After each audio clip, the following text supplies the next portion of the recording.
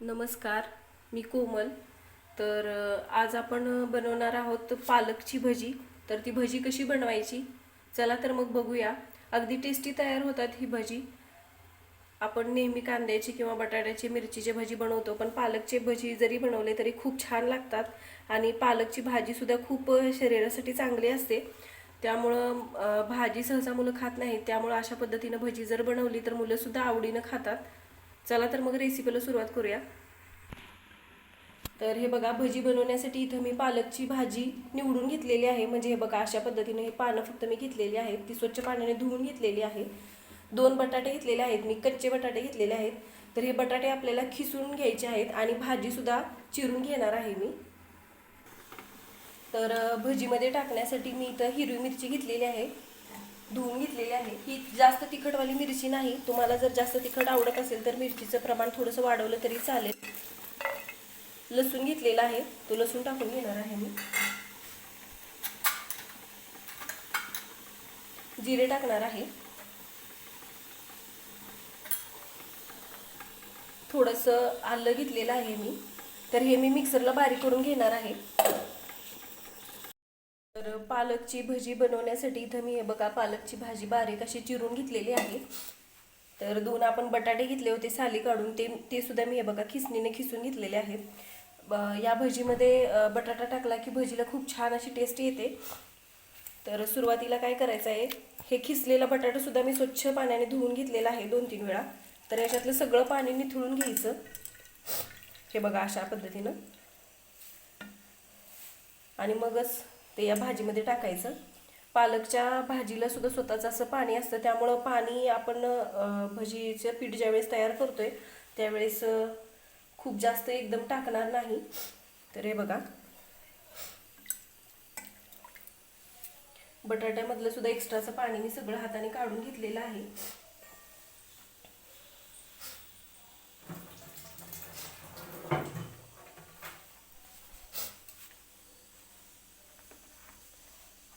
आता मी याच्यामध्ये बेसन पीठ टाकणार आहे. तर मी 1 वाटी बेसन पीठ घेतलेलं आहे, पण मी लागेल असंच पीठ टाकणार आहे याच्यामध्ये. हे तांदळाचं पीठ घेतलेलं आहे मी. तांदळाच्या पिठामुळे भजी खूप अशी खुसखुशीत होतात. आणि आता आपण जे हिरवी मिरची वगैरे मिक्सरला बारीक करून घेतली होती, ती सुद्धा मी याच्यामध्ये टाकून घेते.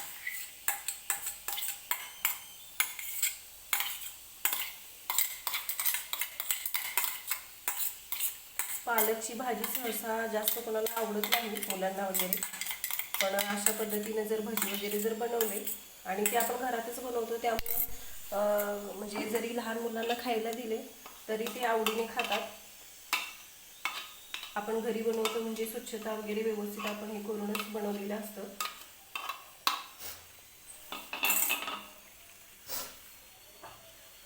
खायचा सोडा घेतलेला आहे.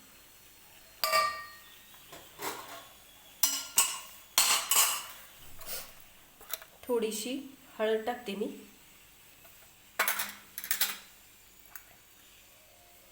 धनेपूड टाकते.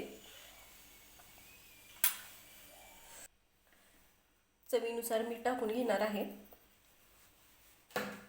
ह्या पालकची भजी बनवताना जर समजा तुम्हाला तिखट आणखीन हवा असेल तर लाल मिरची पूड जरी टाकली याच्यामध्ये तरी सुद्धा चालते, पण मी टाकलेली नाही. ओवा घेतलेला आहे मी थोडासा. तर भजी बनवताना ओवा टाकायचा, म्हणजे भजी वगैरे पचायला सुद्धा हलकी जातात. आणि लहान मुलांसाठी ओवा खूप चांगला असतो पचनासाठी. तर हे बघा, अशा पद्धतीने मी चोळून हा ओवा टाकलेला आहे.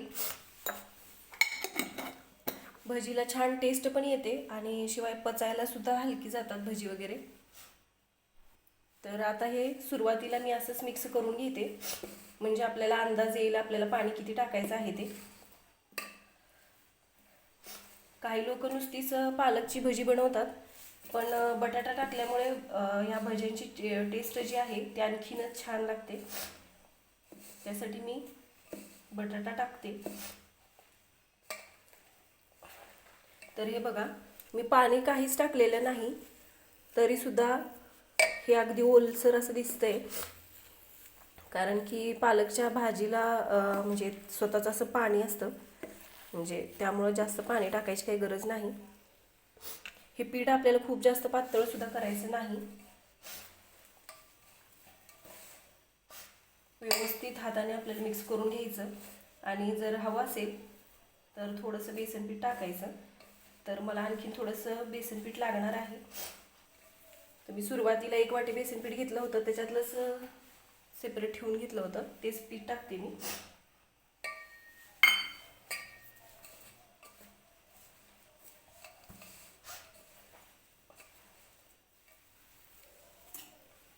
मिक्सरच्या भांड्यामध्येच मी थोडंसं पाणी टाकून घेतलेलं आहे, म्हणजे ज्याच्यामध्ये आपण मिरची वगैरे बारीक केली होती.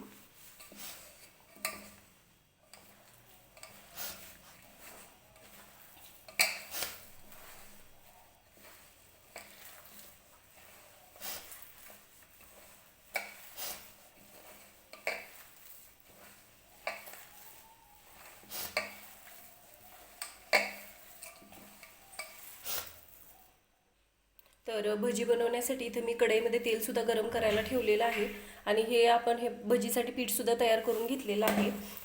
तर आता याच्यामध्ये मी हे गरम केलेलं तेल ह्या नाश्त्याच्या चमच्याने 2 चमचे तेल टाकते. भजी छान क्रिस्पी होतात असं गरम तेल टाकलं की.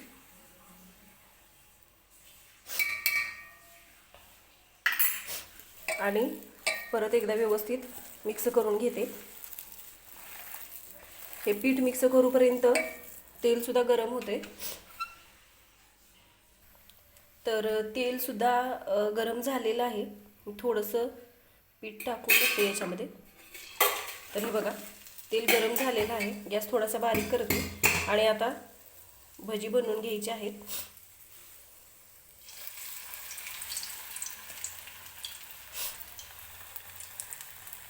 लहान मोठी केवढी तुम्हाला भजी हवी आहे त्यानुसार तुम्ही बनवून घ्या. तर मी मीडियम आकाराचीच भजी बनवते, खूप जास्त मोठी नाही किंवा खूप जास्त छोटीसुद्धा बनवत नाही.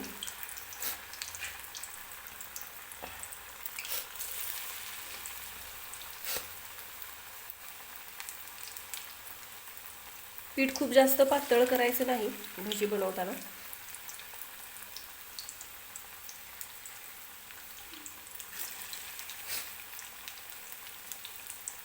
तर तेलामध्ये ज्यावेळेस मी भजी बनवण्यासाठी हे आपण पालकचे पीठ टाकलं त्यावेळेस छान असा वास सुटलेला आहे घरभर.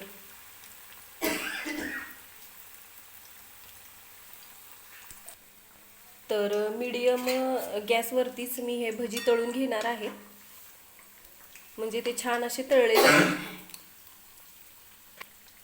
तर सारखे सारखे असे पलटायचे नाहीत ते भजी.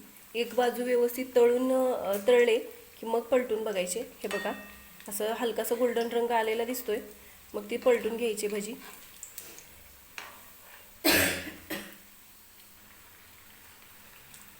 तर हे बघा हलकासा गोल्डन रंग यायला सुरुवात झालेली आहे. गॅस खूप फास्ट करायचा नाही, नाहीतर भजी फक्त वरूनच तळले जातील आणि आतून कच्चे राहतील. त्यासाठी गॅस बारीकच ठेवायचा आणि व्यवस्थित हे भजी तळून घ्यायचे, म्हणजे हे क्रिस्पी होतात, खुसखुशीत लागतात खाताना सुद्धा त्यासाठी. तर हे बघा अशा पद्धतीनं मी हे सगळे भजी तळून घेणार आहे. तेल व्यवस्थित झाऱ्यातून निथळून घ्यायचं आणि मग एका ताटामध्ये वगैरे काढून घ्यायचं. तर आवाजावरून तुम्हाला लक्षात येत असेल की हे भजी अगदी क्रिस्पी झालेले आहेत. हे बघा. तर हे बघा तयार आहेत पालकचे भजी. अगदी क्रिस्पी असे तयार झालेले आहेत हे पालकचे भजी. तर तुम्ही सुद्धा अशा पद्धतीनं पालकचे भजी एकदा नक्की बनवून बघा आणि व्हिडिओ आवडला तर व्हिडिओला लाईक करा, शेअर करा आणि चॅनलला सबस्क्राईब करा.